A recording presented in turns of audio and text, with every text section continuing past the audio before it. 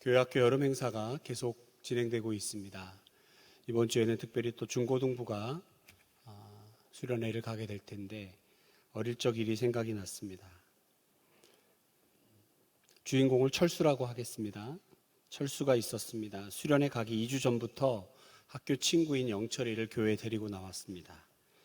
영철이는 사실 우울증에 왕따 당하는 좀 부족한 친구였습니다. 그에게 유일한 친구가 교회 다니는 철수였던 겁니다. 철수는 여름 수련회 같이 가자. 그래서 영철이를 교회로 전도했습니다. 전도로 인해서 영철이 교회에 오게 됐고 수련회도 같이 가게 됐습니다. 그런데 그 수련회에서 영철이에게 성령의 은혜가 임하였습니다. 말씀과 찬양과 기도 시간에 눈물과 콧물 짜내고 기도하고 그야말로 엄청난 은혜가 영철이에게 임했습니다. 이걸 본 철수가 의문이 생겼습니다. 나는 모태신앙이고 17년 동안이나 교회 잘 다녔고 영철이보다 좀 착한 것 같고 전도도 하고 열심히 봉사도 하고 우리 엄마 아빠는 교회 중직자고 예수님이 은혜 주시고 만나 주신다면 영철이가 아니라 날 만나 주셔야 될 것 같은데 자신을 전도한 영철이만 만나주고 자기는 이렇게 냉랭한 가슴만 안고 돌아가게 되니 이해가 되지 않았습니다. 여러분들 생각은 어떠십니까? 하나님이 누구를 먼저 만나고 누구에게 이 뜨거운 은혜를 부어주셔야 한다고 생각하십니까? 우리 생각에는 철수가 그래야 될 것 같습니다 생각할 수 있지만 실제로는 영철이가 그랬습니다. 여러분 그 이유를 아십니까? 아시면 저 좀 가르쳐 주십시오. 하나님만 아십니다. 이것을 하나님의 절대 주권이라고 이야기합니다. 저와 여러분 이런 문제 앞에서 우리는 혼란을 겪을 수 있습니다. 제가 이렇게 질문을 좀 바꾸어 여러분에게 드려드립니다. 혹시 우리 중에 하나님을 만날 자격을 갖춘 사람이 있습니까? 절대로 없습니다. 하나님께서 우리를 불러 이 자리에 나와 예배하게 하신 것도 우리를 만나 주신 것도 하나님의 전지전능하심과 완전한 하나님의 성품에 기인한 하나님의 절대 주권입니다. 이것이 바로 세상의 다른 종교와 우리 기독교가 가진 독특한 차이입니다. 여러분 오늘 본문 9장 19절 20절의 말씀을 함께 읽어보도록 하겠습니다. 혹 내가 말하기를 그러면 하나님이 어찌하여 허물하시느냐 누가 그 뜻을 대적하느냐 하리니 이 사람아 내가 누구이기에 감히 하나님께 반문하느냐 지음을 받은 물건이 지은 자에게 어찌 나를 이같이 만들었느냐 말하겠느냐. 인간이 구원받는 방법은 오직 하나님께 달려 있습니다. 거룩하고 의로우신 하나님은 죄와 함께 할 수 없습니다. 죄와 함께 한다는 것 하나님의 거룩하고 의로우신 속성을 훼손하는 것이기 때문입니다. 그렇기에 하나님은 그 어떤 작은 죄와도 함께 하실 수 없고 용납할 수 없습니다. 그래서 하나님 놀라운 계획을 세우셨습니다. 하나님 당신의 아들 예수 그리스도를 이 땅에 보내어 인간의 죄를 위해 십자가에서 죽게 하시고 부활하십니다. 그 예수님을 구세주와 주님으로 믿는 자들에게는 구원을 베푸시겠다는 것입니다. 이 구원 계획을 구체적으로 이루시기 위하여 하나님 아브라함을 선택하셨고 아브라함 아들 중에 이삭을 선택하셨고 이삭의 쌍둥이 아들 중에 야곱을 선택하셔서 이스라엘 민족을 이루게 하셨고 그 이스라엘 민족을 통하여 하나님 아들 예수 그리스도께서 이 땅에 오실 수 있도록 하셨습니다. 이 모든 것은 하나님의 전적인 주권 속에 이루어졌습니다. 왜 아브라함입니까? 왜 이삭이고 왜 하필 동생 야곱입니까? 왜 이스라엘 민족입니까? 라고 물을 수도 있지만 그건 전적으로 우리 하나님의 주권입니다.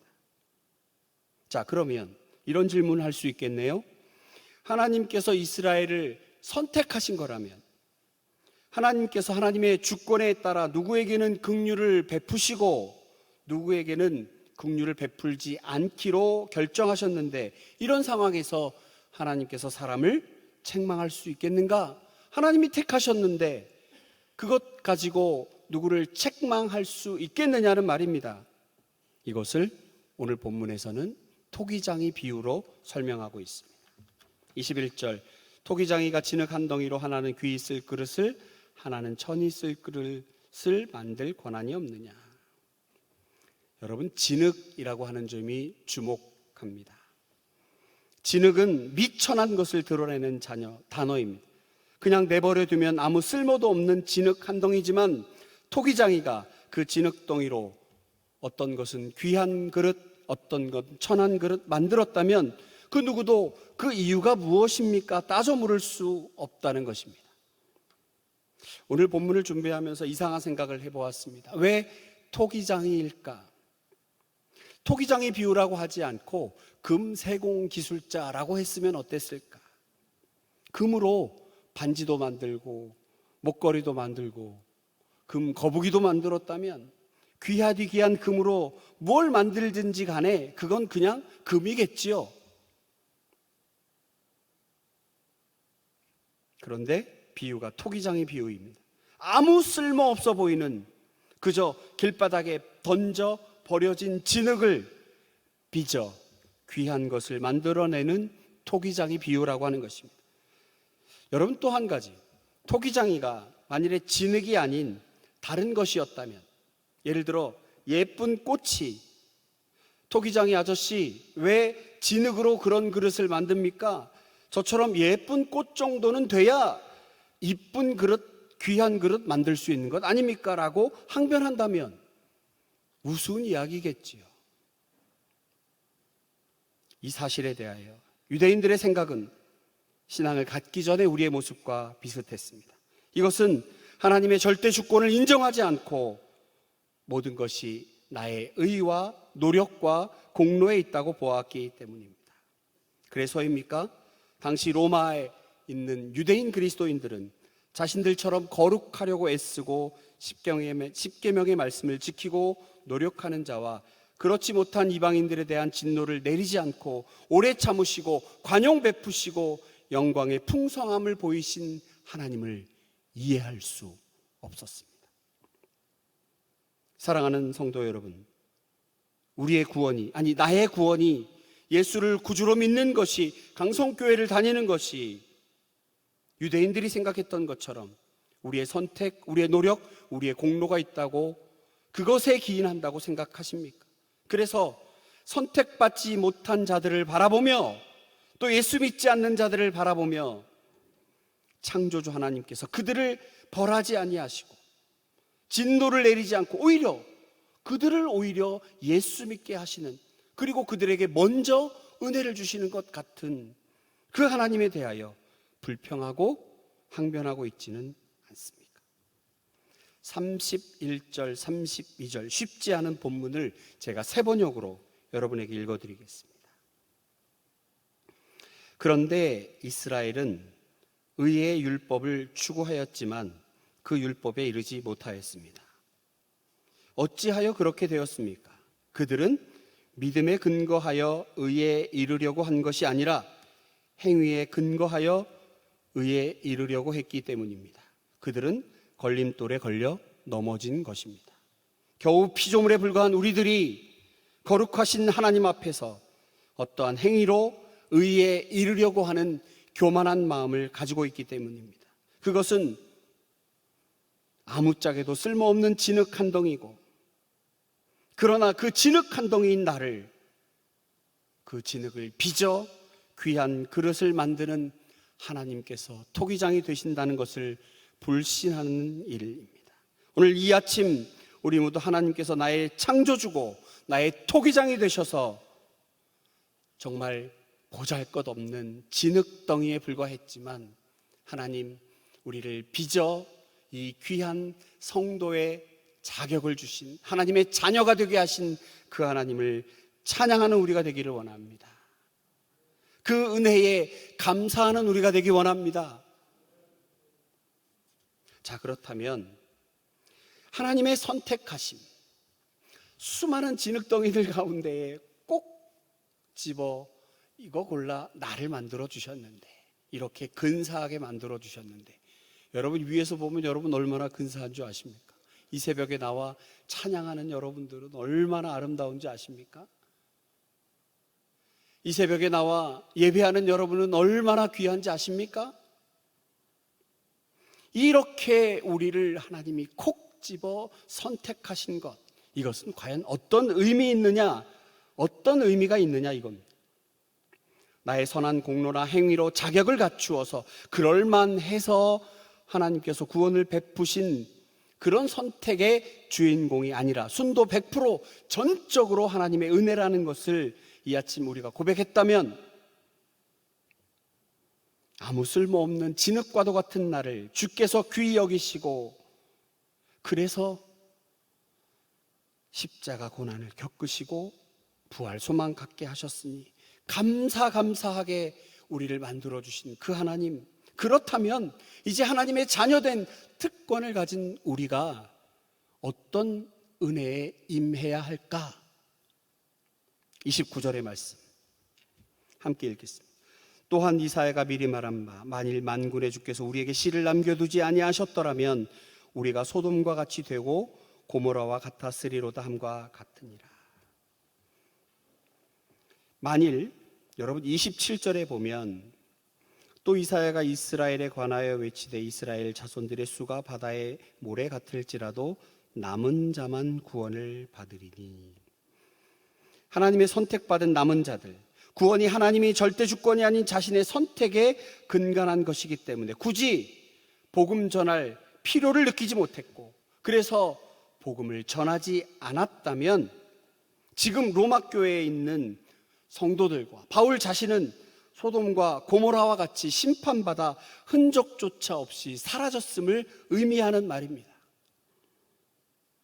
여러분, 하나님께서 친히 빚어 나를 귀한 그릇 만들어주신 이 은혜의 목적, 그래서 여러분 선택받았다라고 하는 그 문장 속에는 반드시 사명이 내포되어 있습니다. 다시 말하여 내가 선택받았다, 할렐루야 라고 할 때는 하나님께서 내게 사명을 주셨다 라고 하는 단어와 같은 단어로 우리가 받아들여야 한다는 것입니다. 여러분, 사도행전 10장에 보면 베드로 이야기가 나옵니다. 10장 44절 제가 읽습니다. 하나님이 베드로에게 환상을 보여주심으로 이방인 고넬료의 집에 성령께서 말씀 듣는 모든 사람에게 내려오는 장면이 나옵니다. 유대인 이외에 디아스포라를 포함하여 이방인에게 구원의 역사가 시작되는 귀한 성경입니다. 지금껏 구원은 오직 선택받은 그들, 이스라엘 사람들에게만 해당되는 것으로 여겼습니다. 그런데 사도행전 11장 18절 베드로는 예루살렘 교회에 보고하기를 하나님께서 이방인에게도 생명 얻는 회개의 기회를 주셨습니다 라고 선포합니다. 이로 인하여 이방인에게 복음 증거되고 그 유명한 안디옥 교회가 탄생하게 되고 바나바와 바울을 선교사로 파송하여 2000년이 지난 오늘 우리에게까지 그 복음이 전해지게 된 것입니다. 여기서 중요한 것, 베드로의 생각의 변화입니다. 예수님의 제자 베드로가 성령으로 변화받아 온 땅에 복음을 전하는 전도자로, 예수님의 참제자로 그 일생을 헌신하였던 것, 그래서 십자가에 거꾸로 매달려 순교한 것 우리가 압니다. 그런데 얼마 전까지 뼛속까지 유대인인 베드로는 오직 선택받은 유대인들에게만 하나님의 구원의 역사가 나타난다고 생각했습니다. 그래서 하나님이 3번이나 보자기 환상을 보여주며 보여주셨지만 그 부정한 음식을 먹지 않았습니다. 하지만 성령의 강권적 역사 속에 고넬료의 집에 도착하였을 때 그의 고백을 통해 사도 베드로 이렇게 고백합니다. 사도행전 10장 41절 우리 함께 찾아볼까요? 사도행전 10장 41절입니다. 신약성경 205페이지 10장 41절입니다. 모든 백성에게 하신 것이 아니요 오직 미리 택하신 증인 곧 죽은 자 가운데서 부활하신 후 그를 모시고 음식을 먹은 우리에게 하시는 것이라. 미리 선택하셨다라는 그 말은 손을 내밀어 지정하여 택하셨다라는 뜻입니다. 어쩌다가 그냥 손 내밀어서 택한 것이 아니라 모든 것을 아시는 주께서 창세전에 우리의 필요를 아시고 베드로를 선택하여 세우신 것, 고넬료의 집에서 복음 전하게 하신 것, 그 선택 가운데 고넬료 또한 내가 비록 부정하다라고 생각했던 이방인이지만 하나님께서 손 내밀어 지정하여 택하신 하나님의 백성임을 선포한 것입니다. 사랑하는 여러분, 하나님께서 손 내밀어 미리 정하여 택한 우리들, 저와 여러분이심을 믿으시기 바랍니다. 이 선택, 이것은 나의 그럴 만한 자격 때문에 하나님께서 허락하신 것이 아니라 그저 하나님의 절대 주권입니다. 그래서 이 선택은 우리에게 어떤 특권을 주고 우리로 하여금 자랑할 만한 것이 되는 것이 아닙니다. 선택받았다는 것, 이제 내가 세상의 지배자가 되는 것이 아니라, 세상에 자랑하는 것이 아니라 세상을 위해 주의 종과 증인이 되도록 부름을 받았다는 것을 의미합니다. 그래서 선택받았다는 것, 좀 전에도 말씀드린 것처럼 내가 사명을 받았다라고 하는 것 같은 단어입니다. 저를, 여러분을 그리스도의 종으로 하나님의 자녀로 선택하신 이유가 무엇입니까? 우리 한 사람 한 사람을 선택하시고 이 귀한 예배의 자리, 헌신의 자리, 주를 위한 전도자의 자리에 서게 하신 것, 이유가 무엇입니까? 사명입니다. 우리에게 사명을 주기 위해서입니다. 잘 알지 못하는 옆집 아이에게 어떤 사명을 줄 수는 없습니다. 내가 잘 아는 아이에게, 너무나 잘 아는 아이에게 심부름시키고 사명 주지 않습니까? 그렇다면 이제 그 사명의 내용, 미리 손 내밀어 지정하여 택하신 그 사명은 무엇입니까? 그 사명은 믿지 않는 가족을 구원하기 위해 미리 손을 내밀어 지정하여 나를 택하신 이유입니다. 믿지 않는 우리 직장 동료들을 구원하기 위해 미리 손을 내밀어 지정하여 택하신 이유입니다. 믿지 않는 우리 이웃들을 구원하기 위해 미리 손 내밀어 지정하여 택하신 이유입니다. 믿지 않는 세상 속에서 선택받았다라고 하는 것, 특권이 아니라 우리들의 거룩한 말과 언어와 행실과 삶의 모습으로 하나님의 자녀된 모습, 이것이 하나님의 절대 주권으로 인한 것임을 사람들에게 보여주고, 그래서 그 자녀가 과연 이 땅에서 어떻게 살아가고 있는지, 그 삶은 어떠해야 하는지 세상에 보여주어 주를 알지 못하는 자들을 예수께로 인도하기 위함인 줄로 믿습니다. 여러분, 이제 그 사명을 깨달았다면 우리 지난주의 말씀 로마서 9장 3절입니다. 나의 형제 곧 고륙의 친척을 위하여 내 자신이 저주를 받아 그리스도에게 끊어질지라도 원하는 바로라. 너무나 놀라운 고백입니다. 비록 나는 그리스도 사랑에서 끊어질지라도 내가 원하고 바라는 한 가지 소원이 있다면 자신의 형제와 고륙 친척의 구원이었습니다. 구약의 모세가 하나님께 자신의 이름을 주님의 생명책에서 지워질지언정 금송아지 세워놓고 우상을 숭배하는 이스라엘 민족을 죄와 심판에서 구원해 주십시오라고 고백했던 것과 마찬가지로 지금 바울 같은 심정으로 고백합니다. 그의 눈물이 느껴지지 않습니까? 내가 저주를 받아 그리스도에게 끊어질지라도 나의 형제 곧 고륙의 친척이 주를 알게 되고 주를 믿는다 고백하게 된다면, 여러분, 오늘 본문에 계속되는 말 중에 진노의 그릇, 긍휼의 그릇이라는 단어가 나옵니다. 24절의 긍휼의 그릇은 유대인이지만 이방인도 있다고 말씀합니다. 하나님께서 선택하신 긍휼의 그릇, 그것은 유대인만이 아니라 그들만의 것이 아니라 이방인들 중에도 있다라고 말씀하시는 것입니다. 본문 22절과 24절 귀한 하나님의 말씀 세 번역으로 여러분들에게 좀 더 이해를 돕기 위해 세 번역 성경으로 읽어드립니다. 토기장이에게 흙 한 덩이를 둘로 나누어서 하나는 귀한 데 쓸 그릇을 만들고 하나는 천한 데 쓸 그릇을 만들 권리가 없겠습니까? 하나님께서 하신 일도 마찬가지입니다.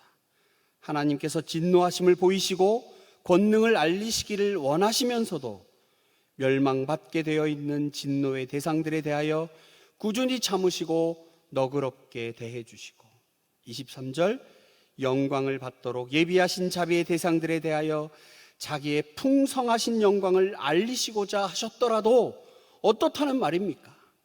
24절 하나님께서는 우리를 부르시되 유대 사람 가운데서만이 아니라 이방 사람 가운데도 부르셨습니다. 사랑하는 여러분, 선택받은 우리들, 이 말의 동의어는 사명받은 우리들입니다. 주를 모르는 그들을 위해 기도하고 헌신하고 복음 전하는 우리 모두가 되기를, 그것을 결단하는 이 아침 되기를 축복합니다. 그렇게 될 때 철수처럼